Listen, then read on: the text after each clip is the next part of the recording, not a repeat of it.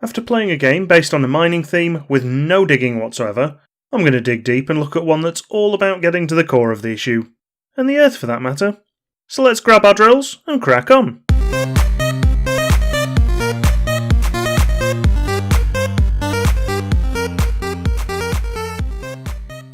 Mr.Driller DrillLand is a re-release of a 2002 GameCube title and the last game in the series to be developed by the original team from Bandai Namco Entertainment.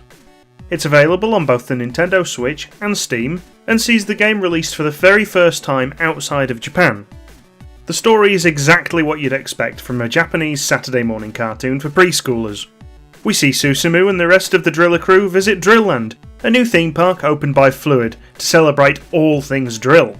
The various attractions have been tailored to the gang, and as they explore they discover the dark drillers have taken on jobs as theme park staff, prompting suspicion from Poochie.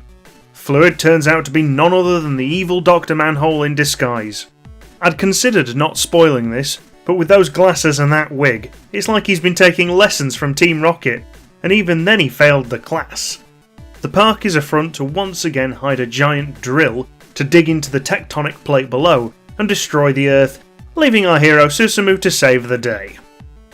The main game has 5 gameplay modes representing the different attractions. World Drill Tour is the traditional playstyle, digging through coloured blocks to reach a certain depth.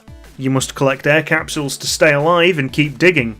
Any falling blocks in groups of 4 or more will disappear, which if you're not careful could cause the remaining blocks to crush you. Run out of air or get squished and you lose a life. Run out of lives and it's back to the surface with you. In this mode you can select your character, each with their own abilities, most noticeably Poochie, who can jump 2 blocks at once, and Horinger Z, who can survive 1 cave-in. The others offer fresh variations of the playstyle. Drindy Adventures sees Taizo explore to get golden statues and avoid traps. Horror Night House has Ataru hunting ghosts by trapping them in blocks before drilling. In Star Driller, you play as Susumu. Similar to World Drill Tour, you must dig to a specific depth, but with the aid of mystery items which could help or hinder you and activate upon pickup. The most unique mode is the Whole of Druaga, where Anna becomes a knight and must beat monsters to find and rescue Princess Susumu. You do this by collecting special gems, allowing you to restore health, gain effects such as shields or speed boosts, changing block colours, or destroying certain blocks when you choose to. You even have a boss fight at the end. If any of the challenges prove difficult for you, the DrillLand shop sells support items that can be turned on or off when starting a level to make things easier. You'll still get a stamp for completing the level, but your score won't be saved for online leaderboards. There's also a local multiplayer mode where up to 4 people can play. One game sees you race to be the first to drill to 500 metres, which is great fun, though you may lose friends or gain an injury when you block their path with junk blocks. Another challenge sees you all dig in a shared space, and the aim is to be the first to find 3 medals, though we did find this was largely based on luck regarding how close a player started to one.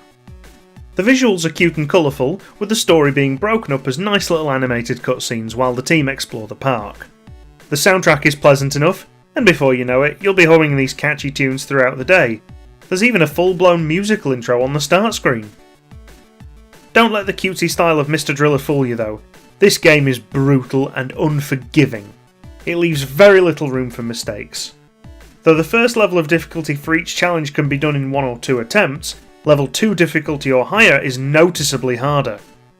The game is $16.99 on Steam and $15.99 on the Nintendo eShop. A physical copy of the game is available on the Switch, though you'll need to import it from Japan for around £36. Though the good news is it still supports English language, and thanks to the Switch being region free, there's no issue playing it.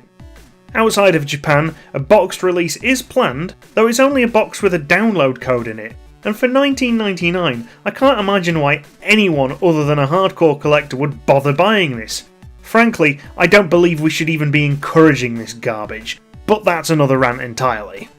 Initially, my gut reaction when playing this was that this game wasn't delivering the value for its price tag, but when writing this review, I realised I could have easily talked for so much longer about this game. The value certainly isn't in the story, as it can be completed in about an hour. The true value lies in its replayability. Completing the higher difficulty levels requires you to get good, and feel really rewarding when you beat them even with support items. If you don't like puzzle games or repetitive challenges, then this game is not for you. But if you do like games that can be played over and over again with a challenging difficulty curve, I can't recommend this enough. It's worth the coin, and if you're still unsure, at least worth adding to your wishlist for a future sale. I hope you've all enjoyed this review. If you've played Mr.Driller DrillLand, leave a comment below and let me know what you think.